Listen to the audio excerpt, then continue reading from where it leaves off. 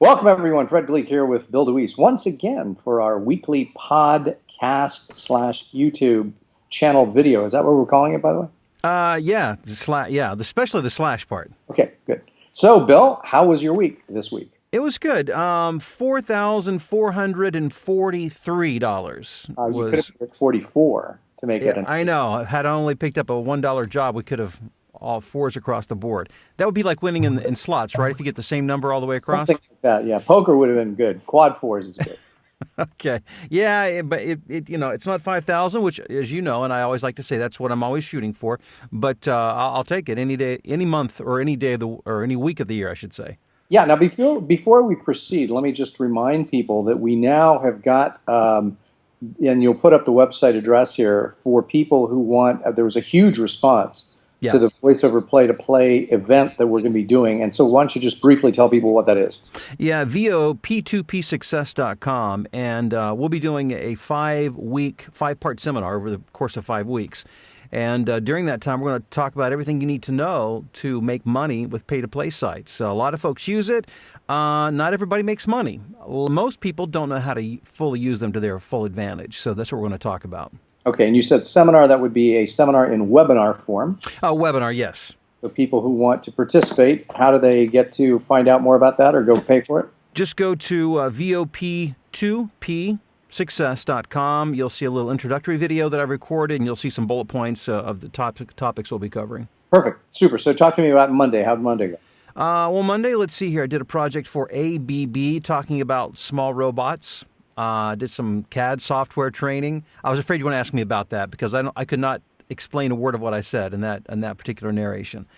Automotive recruitment piece for a company in Germany. Altair gas monitoring training. These little portable gas monitors people wear at work. FOSS analytical tools. I did some narration for them. And an instructional narration on how to use factual.com. Oh, okay. I never even heard of them. I hadn't either. It was a first for me as well. I'll go check them out afterwards. There you go. Okay. So now, and again, for this week, I know that's all of Monday. For this week, any new clients? Yes, picked up 2 new clients, which is always my goal as well. I got both of them from Voice123, which is a pay-to-play site. So again, I'll teach you how I do all of that stuff here during that webinar series. I actually recorded the first project this week. The second client, we had a meeting this afternoon over the phone, and I'll be recording for him next week. Sounds good. Okay. And so again, let's just give people a breakdown of this week. What percentage was narration? Speaking of seminars and stuff. It was almost all. I think everything except, let's see, I did 1 commercial. I did 1 radio station imaging, like promo, 1 TV promo, 3. Everything else aside from those 3 projects were all narration. So we're looking at 90%. Oh, plus, yeah. I think. Okay, yeah. Cool. What happened on Tuesday? Tuesday, I did a narration. This is a new client. There's a program or a website called Manti, which actually finds photographs related to your brand or your company and social media and reports back to you so that if your image is being used, you'll know who and where.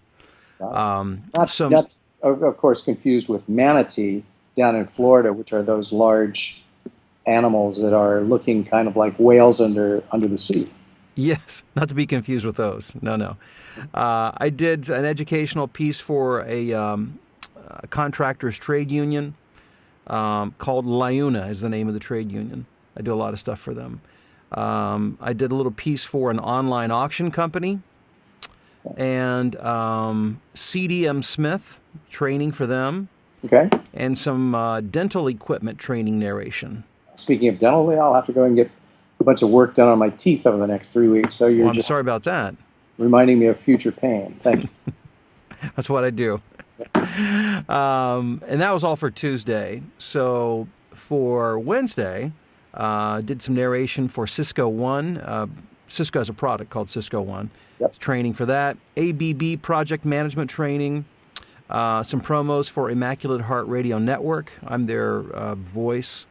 There is a motorcycle garment manufacturer in Italy called Dainese, and I record their stuff for online. So when they're describing their products, I did a product demonstration.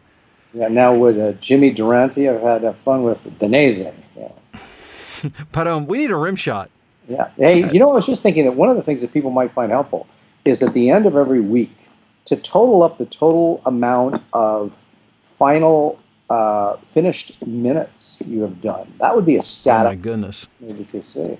Yeah, I'll have to see what I can do with that. That could be. It's a lot. That's that. Big no on that, by the way. Let me see. I'm going to figure out how complicated that would be. Okay. Well, I'm just curious because I'm thinking that people listening or watching would probably be saying, well then if he made $4,443, how many finished minutes did that produce? That might be an interesting stat. Worth looking at. Let me see what I can come up with next week for you. It depends on how much extra work it creates for Mallory. I'm trying to Mallory streamline her life. Yeah.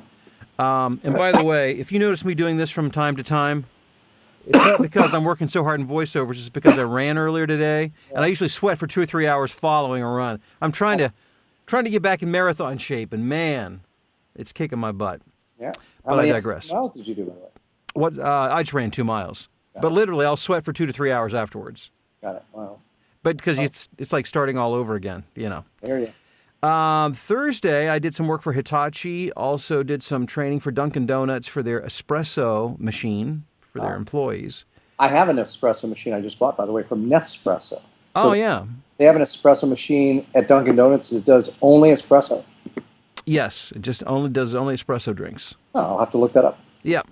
Avaya, they have something called Avaya One, and it's an app for Android and iPhones, and I did a little narration for that for their website. I suspect their next version might be Avaya 2. Possibly, or maybe 1.5. We'll see. Yeah. Alamo National Rental Car, I do their on-hold stuff for airports around the U.S., so I did some work for them. I can't remember the airport that it was for, but it was for an airport. Yeah. Today was a busy, busy day. I did a little narration piece for a product called LogPad. I did a business narration explaining what a SWOT analysis is, strengths, weaknesses, opportunities, threats. Explanation of technical delivery managers. As I look at these, I don't even remember exactly what it was, but that's what it was. In one eye, out the mouth, and gone. Yeah, I mean, I'm very into it when I'm doing it in the moment, and then I just, when I go into the next piece, I leave it behind. It's like a hard disk. It's immediately deleted once it's done. Yeah, I only have so much bandwidth, so I've got, I have to get rid of what's in there before I can go to the next thing.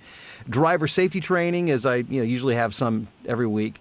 More work for Immaculate Heart Radio. Also, a few promos for New Mexico PBS. These are the commercials I did. I did a series of commercials for McBride & Sons. They're home builders in St. Louis. Okay. And I do their commercials. And they have a big home sale this month. Now, is it a country singer named Martina McBride? Martina, yeah.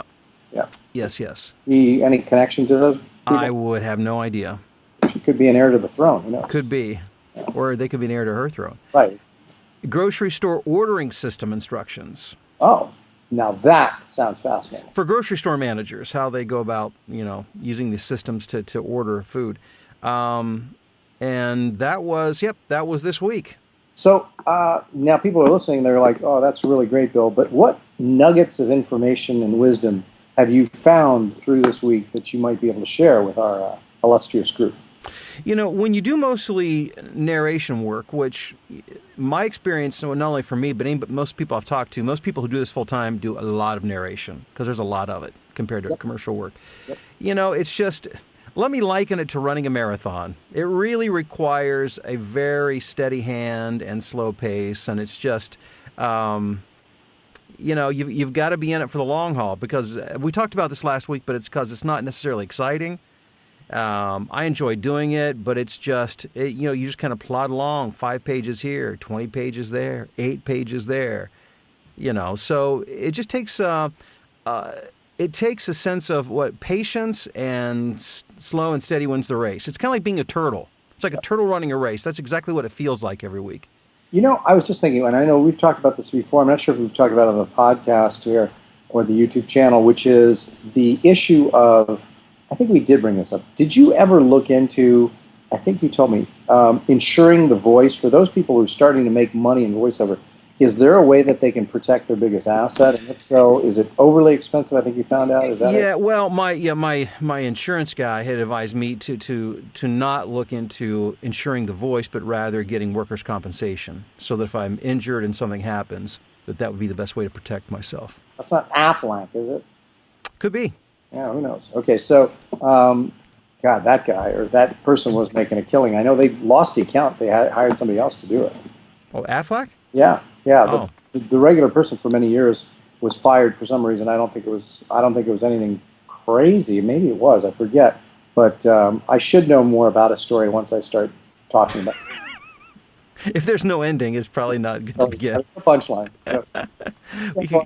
Yeah, and so then anything else that you can tell people that, again, other than hearing a description of what happened throughout these days, is there something more they can take away from this particular podcast that you can give them other than the slow and steady wins the race? I really have I have no real pearls of wisdom aside from that. It was a very run-of-the-mill slice of life week. Nothing. Well, folks, that's a good time to then call this to a halt. But before we do so, if you're enjoying these podcasts and videos on YouTube, make sure to do what with them, Bill?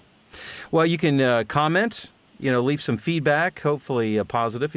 Obviously, we want you to be honest. Yes. But if it's really bad, you probably shouldn't leave it. No, I'm kidding. Just go to iTunes, to the podcast section, and leave feedback, because the more feedback we get, the more visibility the podcast gets, so more people are introduced to the material, which will be helpful to them.